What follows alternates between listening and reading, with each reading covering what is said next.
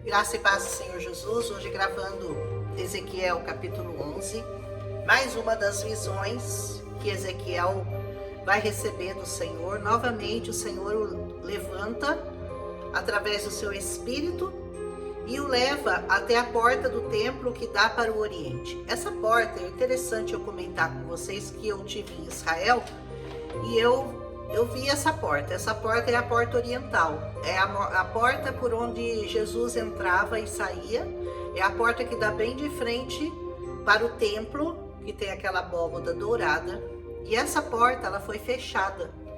Por quê? Porque por causa das profecias de que o Senhor passaria, de que o Messias entraria por aquela porta. Então quando o templo foi tomado em 1500 e alguma coisa, eles decidiram, por causa dessa profecia, né, de que o Messias passaria por lá, então eles falaram, é por aqui que ele vai entrar, então nós vamos fechar, como se adiantasse, né?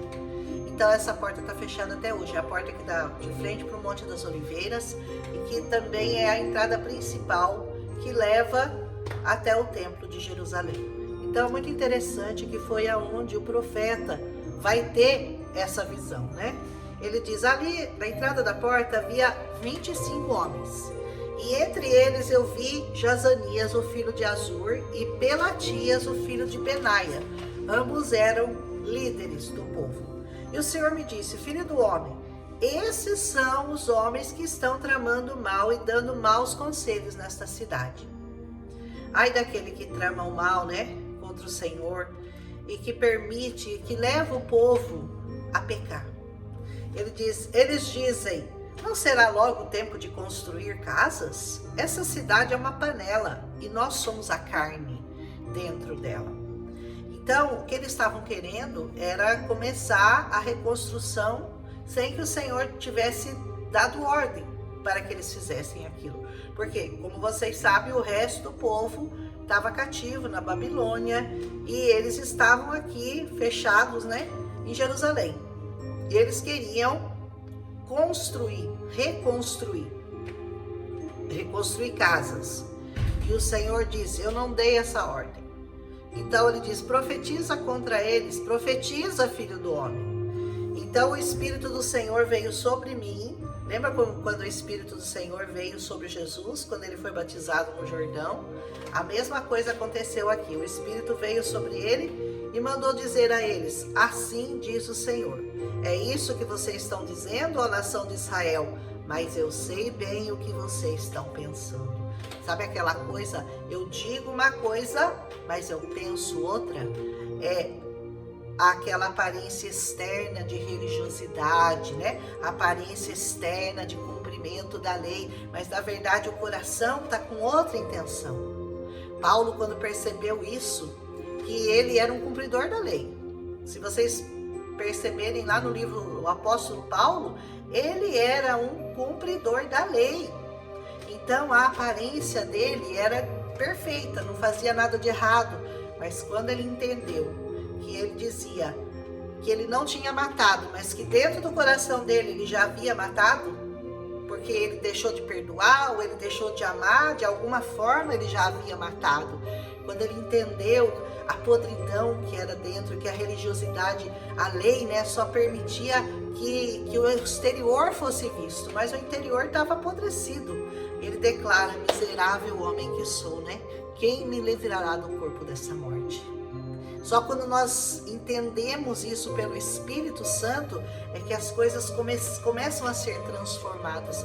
Quando nós, isso ele vai falar nesse capítulo, quando nós deixamos de ter um coração de pedra e passamos a ter um coração de carne. Sabe por quê? Porque a lei foi escrita na pedra. Então ela era exterior, ela era de aparência, mas o Senhor queria colocar a lei dele dentro de nós. Por isso ele diz, eu vou dar a vocês um coração de carne. É o que vai falar esse capítulo aqui. Eu vou trocar a pedra pela carne, ou seja, eu vou trocar a lei pela graça. Eu não vou mais falar para vocês só na aparência externa, só na pedra. Eu vou falar e vou escrever a minha lei no seu coração. E isso só é possível por meio do Espírito Santo que habita em nós. Paulo teve esse entendimento, que você tenha também nesse dia. E continua o capítulo, ele diz assim: vocês mataram muita gente nessa cidade, encheram as suas ruas de cadáveres. Portanto, assim diz o soberano Senhor: os corpos que vocês jogaram nas ruas são a carne, e essa cidade é a panela, mas eu os expulsarei dela. Vocês têm medo da espada, pois é a espada que eu vou trazer contra vocês, diz o soberano Senhor. Do que você tem medo? Do que você tem medo? Se você teme alguma coisa e você não está fazendo a vontade do Senhor, que você não está debaixo de obediência ao Senhor, saiba que essa coisa virá contra você, com certeza. Eu os expulsarei da cidade, entregarei vocês na mão dos estrangeiros, eu os castigarei. Vocês cairão pela espada e eu julgarei nas fronteiras de Israel. Então aí vocês vão saber que eu sou o Senhor. Essa cidade não será uma panela para vocês, e nem vocês serão uma carne nela. Eu os julgarei nas fronteiras de Israel, e vocês saberão que eu sou o Senhor, porque vocês não agiram segundo os meus decretos, não obedeceram às minhas leis, mas se conformaram com os padrões das nações ao seu redor. O que a palavra de Deus diz assim? Vocês se conformaram. A palavra de Deus diz: não vos conformeis com este mundo. Não vos conformeis, não entra na forma deles, não entra em conformidade com eles. Renova o seu entendimento, renova todo dia seu entendimento, para que você saiba e entenda qual é a boa, perfeita e agradável vontade de Deus, que é aquela que o Senhor quer que você faça. E você tem que lutar contra a sua carne todos os dias, todos os dias, são todos os dias da sua vida que você vai levantar de manhã e dizer para sua carne: eu te submeto à vontade do Senhor, eu não vou fazer a minha vontade, eu vou fazer a vontade do Senhor na minha vida.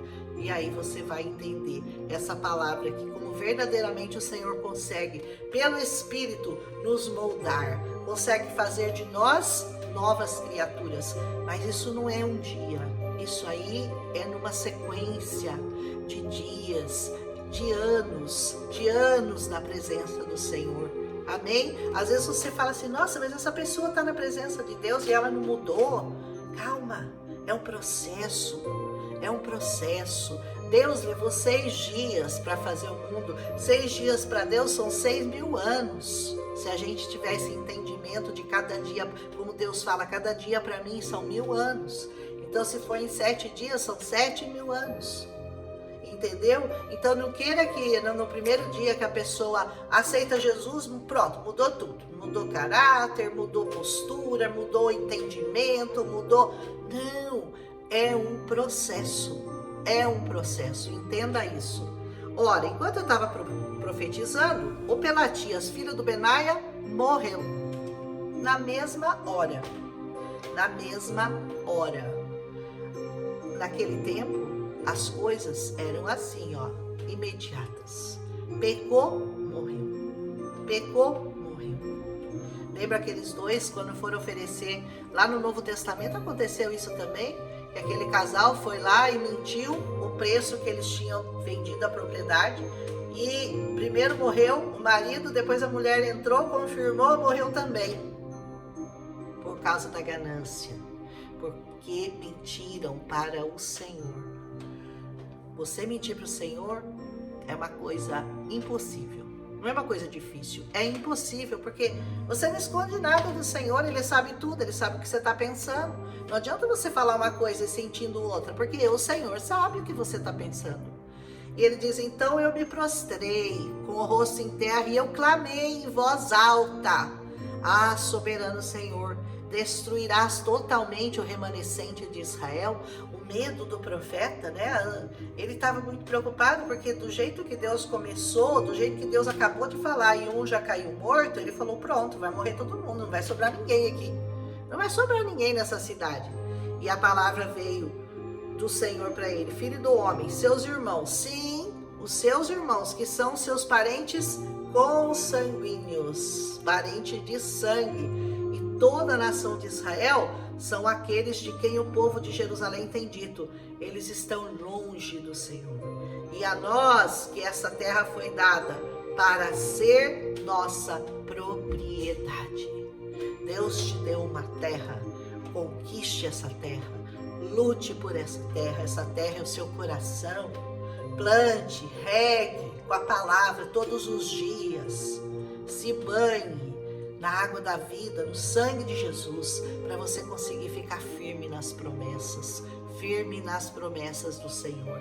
Portanto, diga: assim diz o soberano, embora eu os tenha mandado para terras distantes entre os povos e o tenha espalhado eles entre as nações, por um breve período, tenho sido um santuário para eles nas terras para onde foram.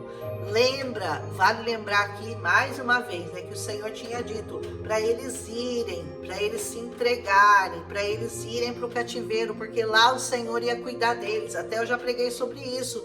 Não importa para onde o Senhor te mande, se Ele te mandar, vá.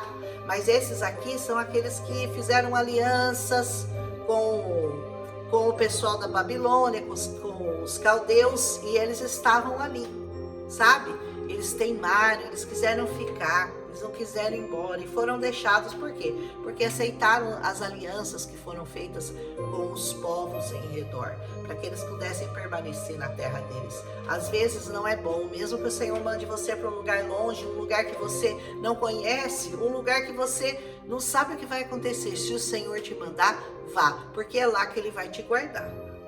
Portanto, assim diz o soberano: eu os ajuntarei dentre as nações e os trarei de volta das terras para onde vocês foram espalhados, e lhes devolverei a terra de Israel. Você sabe que Deus, em 1948, foi quando Israel novamente foi declarado uma nação. Foi num dia, porque até tem uma profecia, em um dia a nação foi constituída de volta. Nasceria uma nação em um dia, mas Israel nasceu em um único dia, com o voto Minerva de um brasileiro, né? O Oswaldo Aranha.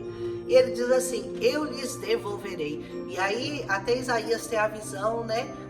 Como pombas nos pombais, que são todos os israelitas voltando para a terra em aviões, que ele descreveu que pareciam pombas nos pombais, mas na verdade ele nunca tinha visto um avião. Como é que ele ia descrever, né? Se você olhar bem, parece mesmo, né? Parece um pombalzinho o avião. Foi assim que ele descreveu a volta dos israelitas para a terra prometida.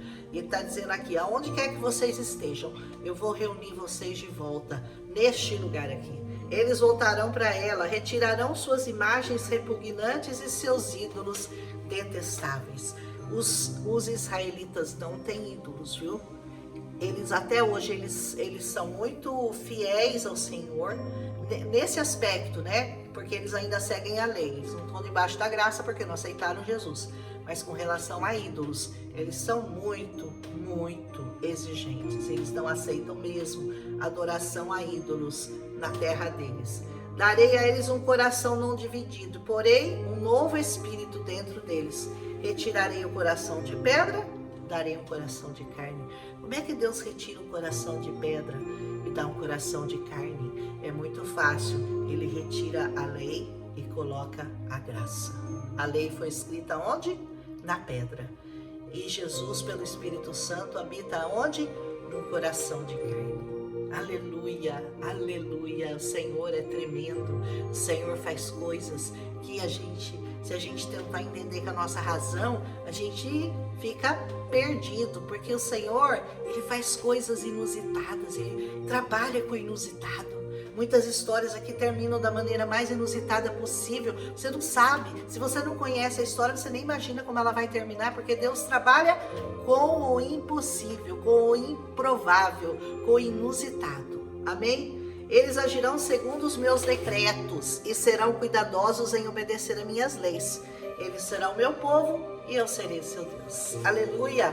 Quando o Senhor colocar em nós o coração de carne, pelo Espírito Santo pode habitar em nós, Ele será o nosso Deus e nós já somos, né, o seu povo.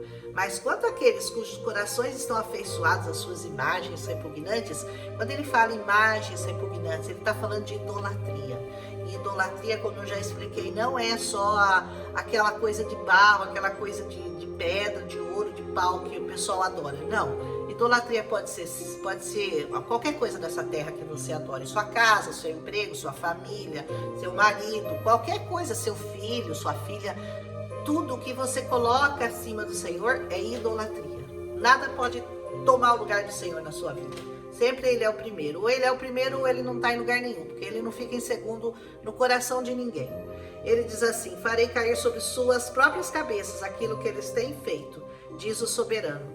Então, o que aconteceu depois que o Senhor falou tudo isso? Os querubins com as rodas ao lado estenderam as suas asas. Isso Ele está vendo em visão, hein?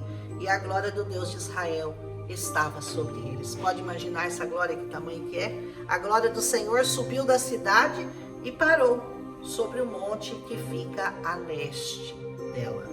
Então o Espírito ergueu-me, levantou-me aos que estavam exilados na Babilônia. Em espírito ele foi levado até o exílio da Babilônia, daqueles que estavam exilados, na visão dada pelo Espírito de Deus.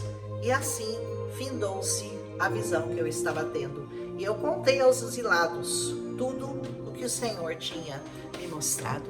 Tudo que o Senhor mostrar a você, conte para as pessoas, viu? É importante para você edificar a fé das pessoas, que você conte a elas aquilo que o Senhor tem falado ao seu coração, aquilo que o Senhor tem mostrado a você no seu dia a dia, na sua vida secular. Conte das obras do Senhor para a vida, para a edificação da vida das pessoas. Olha que lindo, né? Ele levou aquele profeta até o exílio, levantou em espírito e o levou até lá. E olha aqui seus conterrâneos aqui, eu estou aqui cuidando deles, o Senhor está cuidando dos seus. Amém? Um abraço e até amanhã com Ezequiel capítulo 12.